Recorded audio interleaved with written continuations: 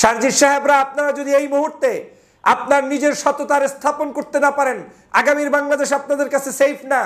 আপনারা যদি এখন এই 130-35টা গাড়ি নিয়ে, বহর নিয়ে যেতে পারেন, যেইটা আপনি জুলাই গণ অভ্যুত্থানের পূর্বে কোনোদিন যেতে পারেন নাই, তাহলে সেই সময় আপনার দাদা ছিল, সেই সময় আপনার পরিবার ছিল, সেই সময় যদি আপনি রিক্সায় চড়েন, আর এখন যদি 135টা গাড়ি নিয়ে বহর নিয়ে যান, মানুষ আপনাকে প্রশ্ন করবেই। তো দাদার তালুকদারি থাকলে জুলাই বিপ্লবের আগে কেন আপনি দেখাতে পারেন নাই?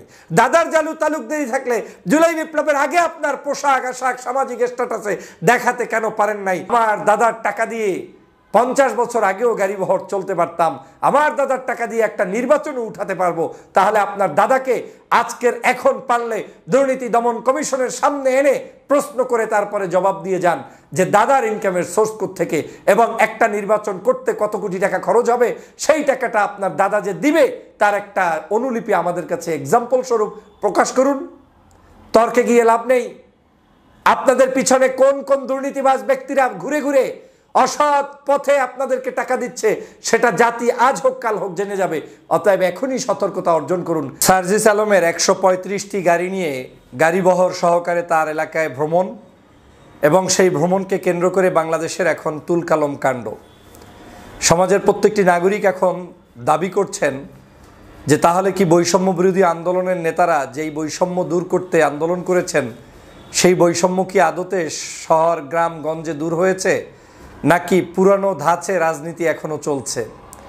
বাংলাদেশে কি এখনো আপনার হুন্ডার মহড়া, গুন্ডার মহড়া কিংবা গাড়ির মহড়া দিয়ে আগামীর রাষ্ট্র ব্যবস্থা পরিচালিত হবে, নাকি সাধারণ মানুষের কথা কেউ গ্রামে গঞ্জে গিয়ে তুলে নিয়ে আসবে? এখন মানুষের প্রশ্ন। আমি প্রশ্ন তুলছি না, বাংলাদেশের সমস্ত পত্রপত্রিকায় এই প্রশ্ন তুলছে খোদ আজকের এই সার্জিস আলমের দলেরই আরেকজন নেত্রী তাসনিম জারা, যিনি সোশ্যাল মিডিয়া অ্যাক্টিভিস্ট। বিভিন্ন সময়ে তিনি চিকিৎসক হিসেবে সমাজের জন্য ভূমিকা রেখেছেন, একজন জনপ্রিয় নেত্রী। নতুন করে এই দলে সংযুক্ত হয়েছেন, তিনিও প্রশ্ন তুলেছেন এবং জানতে চেয়েছেন খোলা চিঠির মাধ্যমে সার্জিস আলমের কাছে যে আসলে বিষয়টা কি। সার্জিস সাহেব আবার এর প্রতি উত্তরে যে জবাব দিয়েছেন, সেটার মধ্যে তিনি প্রকাশ করার চেষ্টা করেছেন যে আগামী 50 বছর, মানে গত 50 বছর আগেও যদি তার বাংলাদেশে এরকম কোনো বহরের প্রয়োজন হতো, তাহলে সেটা করার মতো তৌফিক তার পরিবারের ছিল। কিংবা বাংলাদেশে নির্বাচন করার মতো যে টাকা পয়সা দরকার, সেটা তার শুধু এক দাদার যে অর্থ আছে সেখান থেকেই সম্ভব। কিংবা এও বলেছেন যে আমার যে গাড়ি বহর খরচ হয়েছে 6000 টাকা করে হলে 3 লক্ষ টাকার মতো তার খরচ হয়েছে বা কম বেশি। তো এই টাকা তার শুভাকাঙ্ক্ষী, তার নিজস্ব লোকজন তারাই দিয়েছে, বা তার পরিবারের পক্ষে এই টাকাটা দেওয়া কোনো বিষয় না। যদি তাই হয়, তাহলে আমরা তাকে জুলাই বিপ্লবের আগে এরকম 100-র উপরে গাড়ি বহর নিয়ে কোথাও তাকে ঘুরতে দেখিনি। কিন্তু জুলাই বিপ্লবের পরে যখন মানুষজন গাড়ি নিয়ে ঘুরছে, স্বভাবতই জনগণের মধ্যে এই প্রশ্ন আসাটা অমূলক নয়। কিন্তু আজকের এই সার্জিস আলমের এই গাড়ি বহর দেখে আমরা যারা কথা বলছি, আদতে সার্জিস আলম কি এটার জন্য কতটুকু দায়ী? বাংলাদেশের রাজনৈতিক ব্যবস্থা কতটুকু দায়ী? আমরা আসলে কতটুকু দায়ী? আপনি দেখেন, বাংলাদেশে যারা সৎ পথে রাজনীতি করছে, অনেক মানুষ দেখবেন না খেয়ে আছে, বাসায় হয়তো ঈদের দিন খাবার নাই, তিনি হয়তো ঠিকমতো সুন্দর মতো তার পরিবারটাকেও ঘুচাতে পারেন না। কিন্তু সেই ব্যক্তিদের পিছনে বাংলাদেশের কোনো মানুষ 2 পয়সা 5 পয়সা ইনভেস্ট করে তাদেরকে প্যাট্রোনাইজ করে সৎ মানুষদের রাজনীতি টিকিয়ে রাখতে চায় না। আমরা মানুষ হিসেবেই বাংলাদেশের জনগণ, যেটা আমার কাছে কোনো কোশ্চেন ছাড়া, কোনো কিছু জানা ছাড়াই, তদন্ত ছাড়াই যেটা বলা সম্ভব। কারো পিছনে হঠাৎ 300-200 গাড়ি দেখবেন, নতুন নতুন গাড়িতে চড়া দেখবেন, বিমানে ভ্রমণ দেখবেন, স্বভাবতই আপনার কাছে ক্লিয়ার হবে এই মানুষটার পিছনে কেউ না কেউ ব্যাকআপ দিচ্ছে। ব্যাকআপগুলো কারা দেয়? ব্যাকআপগুলো ওই দুর্নীতিবাজ সমাজের যেই মানুষগুলো আবার কেস মামলায় পার পেতে চায়, ব্যবসা বাণিজ্যে ভালো করতে চায়, একটু সার্জিস সাহেবের কাছে গিয়ে আরাম পেয়ে তার একটু সেবা করতে চায়, কিংবা হাসনাতের সেবা করতে চায়, কিংবা তাদের নতুন রাজনৈতিক দলগুলো এসেছে ওনাদের একটু অনুকম্পা পেতে চায়। এই অনুকম্পার মাধ্যমে তাদের ভিতরে তারা ঢুকে তাদেরকে দুর্নীতিবাজ বানিয়ে দেয়। তাদের গাড়িতে সাহায্য করে, তৈলে সাহায্য করে, ইফতার মাহফিলে সাহায্য করে, আবার সাহায্য করলে সে নামটা বলতে তারা ভুলে যায়, নাম বলা যাবে না। এই যে কাজটা কারা করছে? কাজটা করছে কিছু দুর্বৃত্তায়নেরা, যারা মূলত যে কোনো সময় যার একটু ক্ষমতা বেশি, যাকে একটু মনে হচ্ছে হাইলাইটস হচ্ছে, ওই পিপলদের পিছনে তারা ঢুকে গিয়ে তাদেরকেও ধ্বংস করে আর নিজেরাও এই অসৎ কর্মটি চালিয়ে যায়। এবং সমাজের অনেক মানুষকে আপনি দেখবেন যে এই সকল ক্ষমতাভোগী মানুষরা তারা তাদের পিছনে ইনভেস্ট করতে থাকে, কিন্তু সমাজের যাদেরকে আসলে ইনভেস্ট করা দরকার তাদের পাশে তারা যায় না। যায় না কেন? তারা জানে ওই মানুষটাকে দিয়ে আমার লাভটা কি? আমার তো চুরি ডাকাতি করতে হবে, সন্ত্রাসী করতে হবে, গোপনে টেন্ডারবাজি করতে হবে। এটা করতে হলে তো আমাকে নতুন পার্টি এখন বাংলাদেশে রমরমা ব্যবসা, তাদের একটি অবস্থান তৈরি হয়েছে, তার পিছনে ঘটতে হবে। আমার কাছে যেটা কোনো কোশ্চেন ছাড়া সেখানে এই একটা বড় কারণের কারণেই জাতির কোনো পরিবর্তন এখন হচ্ছে না। আপনি শুধু এই সার্জিসের ক্ষেত্রে না, বাংলাদেশের যে কোনো নতুন ছাত্র সংগঠনের এই উদীয়মান অর্গানাইজেশনের টপ 10-20 পিপলদের চেহারার দিকে তাকালে দেখবেন, তার ফোনের দিকে তাকালে দেখবেন, তার সফরসূচি দেখলে দেখবেন, তার গাড়ি দেখলে দেখবেন, কিংবা তার ব্যক্তিগত চলাফেরা দেখলে দেখবেন, সব কিছুতেই 5 তারিখের পরে পরিবর্তন পরিলক্ষিত হয়েছে। এখন কি রাজনীতিবিদরা তাহলে গরিব থাকবে? না, রাজনীতিবিদরা ধনী থাকবে, কিন্তু তার গ্রাজুয়ালি পরিবর্তনটা আমরা দেখতে চাই। আমি গতকালকের যে পোশাক পরে জীবনযাপন করেছি, সেই পোশাকের সাথে সামঞ্জস্য রেখেই আগামীর পোশাক, আগামীর ফোন, আগামীর গাড়ি থাকবে। আমি যদি 5 বছর আগ থেকেই গাড়িতে অভ্যস্ত হই, আজকে আমাকে কেউ প্রশ্ন করবে না যে আপনার গাড়ি কেন। কিন্তু আমি 5 বছর আগে যখন রিক্সায় চড়ি, গত পরশুদিনও যখন রিক্সায় চড়েছি, আজকে হঠাৎ করে আমি মার্সিডিজে চললে মানুষ আমাকে প্রশ্ন করবেই করবে। এখানে এখন যদি আমি দাদার গল্প দেই, মামার গল্প দেই, বাবার গল্প দেই, এগুলো জনগণের কাছে বিশ্বাসযোগ্য হবে না। তাহলে আমার সেই দাদার অর্থনৈতিক অবস্থা যদি ভালো থেকে থাকে, সেই টাকাটা দিয়ে আমি কেন এর আগে 100 গাড়ি নিয়ে ঘুরি নাই? কেন আমি 10টা গাড়ি নিয়ে ঘুরি নাই? বাদ দিলাম 100 গাড়ি, আদতে আমি একটা গাড়ি নিয়ে ঘুরতেছি কিনা গত 10 বছর আগে বা 4 বছর আগে?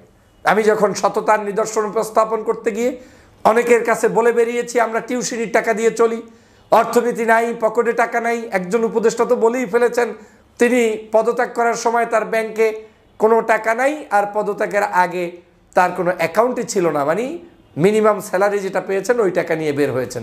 তো যাদের এত সততা, সেই লোকগুলোকে যদি কেউ প্রশ্ন করে আপনার সমাবেশের, ইফতার মাহফিলের আপনার ইনকামের সোর্স কি, তখন আপনি যদি বলেন যে কে দিয়েছে, কারা দিয়েছে, সেটা আমরা বলতে পারবো না।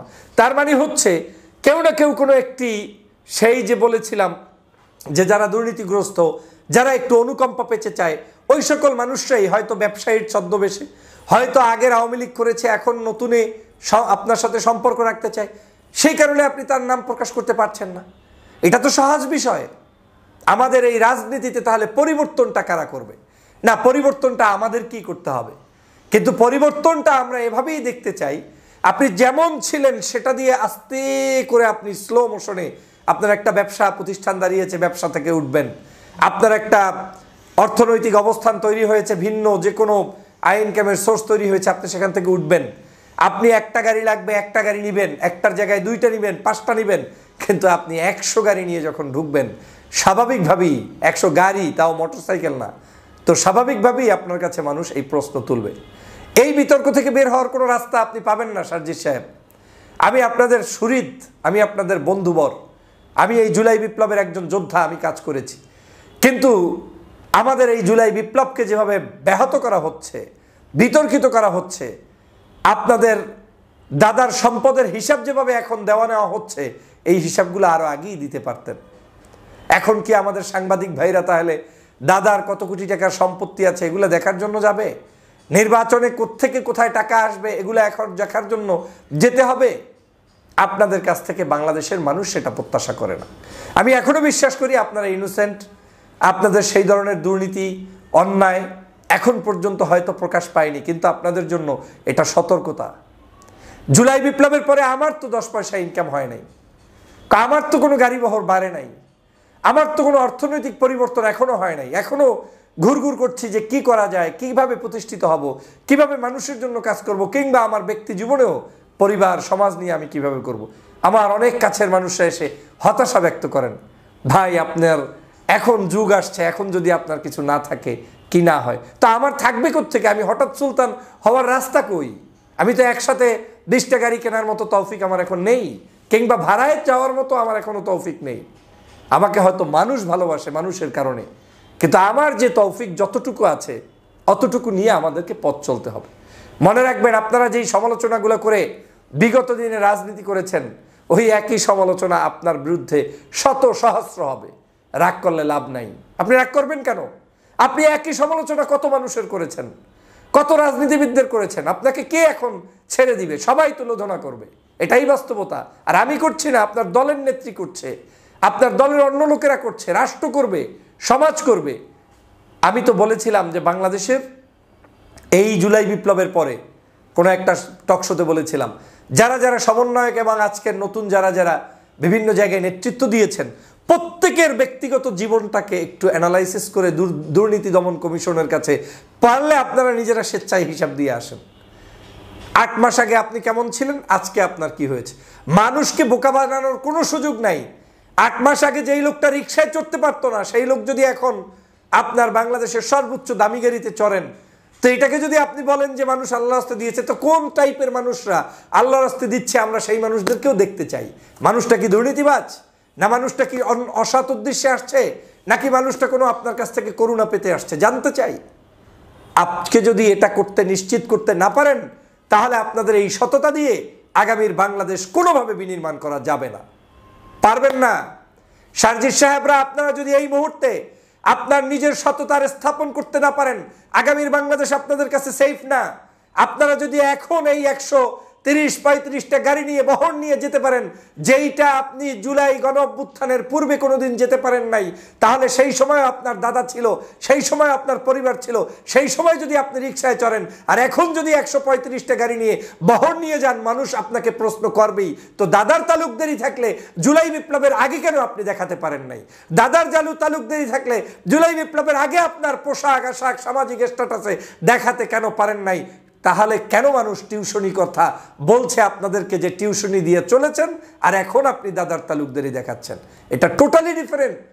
এই জুলাই বিপ্লবকে ব্যাহত করা যাবে না। আপনাদের এই 135 না 1000 গাড়ি বহর নিয়েও যাওয়ার সুযোগ আছে। সেটা যদি আপনার গ্রাজুয়ালি ইনকাম হয়, আপনার নিজস্ব কোনো ইনকামের পদ্ধতি থাকে, কিংবা রাষ্ট্রের কোনো বিশেষ পদ্ধতিতে আপনার যেখানে আপনি চাকরি করে বাকরি করে অবস্থান তৈরি করেছেন, সেটা নিয়ে করেন, আমার আপত্তি নাই। কিন্তু জুলাই বিপ্লবের পরে অল্প দিনের মধ্যে আপনাদের এই যে হঠাৎ করে রমরমা ব্যবসা, এটা জনগণের কাছে অবশ্যই প্রশ্নবিদ্ধ করবে। আজকের এই বাংলাদেশে আপনাদেরকে এই কারণে জুলাই বিপ্লবের নেতৃত্ব দেওয়া হয়নি। নেতৃত্ব দিয়ে শেখ হাসিনাকে তাড়িয়ে দেওয়ার জন্য আপনাদেরকে ধন্যবাদ। কিন্তু বাংলাদেশ বিনির্মাণ করতে হলে ওই বর্জুয়া রাজনীতি, পূর্বের স্টাইল, আপনার 100 হুন্ডা 100 গুন্ডা, এই পদ্ধতি পরিহার করে আগামীর বাংলাদেশ গড়তে হবে। না হয় এই বাংলাদেশের কোনো পরিবর্তন হবে না।